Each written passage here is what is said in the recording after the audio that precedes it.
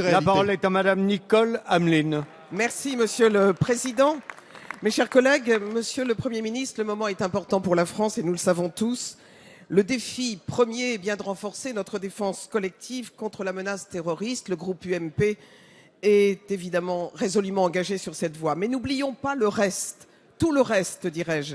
Les immenses défis sociaux liés à la montée inexorable du chômage qui condamne la croissance, l'augmentation des inégalités et la déstabilisation de secteurs entiers de notre économie qui sont autant de risques pour notre cohésion sociale. Je prendrai l'exemple de l'agriculture, dont on parle trop peu. Confrontés à la fin des quotas laitiers le 31 mars prochain, les producteurs se retrouvent seuls face à l'industrie laitière, parfois même sans relations contractuelles établies. Actuellement, une action collective oppose l'organisation de producteurs Normandie-Ouest à la société Lactalis.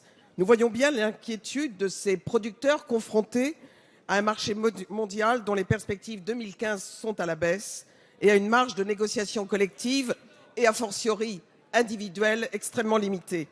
Quelle médiation et au-delà, quel type d'accompagnement l'État compte-t-il apporter à cette profession essentielle aux yeux des Français, en termes bien sûr d'alimentation, mais aussi en termes de composantes essentielles de l'industrie agroalimentaire. L'agriculture, notamment laitière, est l'une des professions les plus contraintes et les plus exposées à travers des contraintes administratives, environnementales et aujourd'hui de revenus, et avec néanmoins une lourdeur de charges d'exploitation et de structures qui ne sont pas suffisamment prises en compte dans le prix du lait.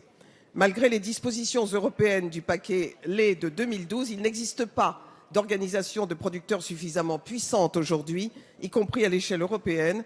Quelles mesures supplémentaires à court terme comptez-vous prendre pour accompagner la restructuration de l'élevage français dans cette transition difficile et que peut-on attendre de l'Observatoire européen créé en 2014 ? Merci Madame Hamelin. La parole est à Monsieur Stéphane Le Foll, ministre de l'Agriculture, de l'Agroalimentaire et de la Forêt. Monsieur le Président, Madame la députée, vous avez évoqué la question de la filière laitière.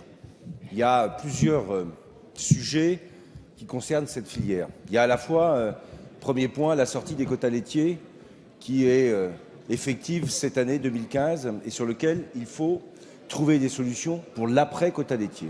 Je ne peux pas dire d'ailleurs que dans les discussions que nous avons eues jusqu'ici, ce choix qui avait été fait en 2008 ait suscité beaucoup d'engouement chez les autres pays européens pour trouver des mécanismes de régulation. La France a proposé à 2 reprises des solutions.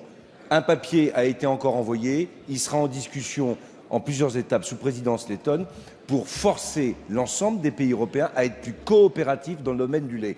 L'observatoire des prix, c'est très bien, mais observer les prix en Europe sans tenir compte de ce qui se passe sur le marché mondial est une erreur. Et les conséquences des baisses des prix viennent d'abord des grands marchés de poudre de lait à l'échelle internationale. Ça, c'est le premier point.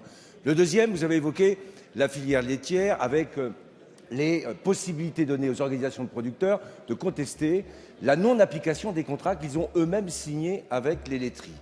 Je voudrais vous rappeler que la loi d'avenir qui a été adoptée le 14 septembre 2014 intègre dans un article le fait que les producteurs peuvent, de la même manière que ça avait été voté d'ailleurs dans la loi Hamon sur les classes actions, avoir des actions collectives pour contester l'application des contrats. Et donc, ce qui est en train de se passer pour contester ce qui se passe avec cette laiterie que vous avez évoquée, je le dis, c'est pleinement intégré dans le domaine de la loi. Troisième élément, c'est comment on évite d'arriver à des situations conflictuelles. On a dans la loi aussi adopté l'idée de la médiation qui nous avait permis de dégager 25 € en 2013 supplémentaires pour les producteurs. Et on a à travailler avec l'ensemble de la grande distribution, ce qui est engagé déjà aujourd'hui, pour éviter que la pression se fasse sur les prix et sur les producteurs.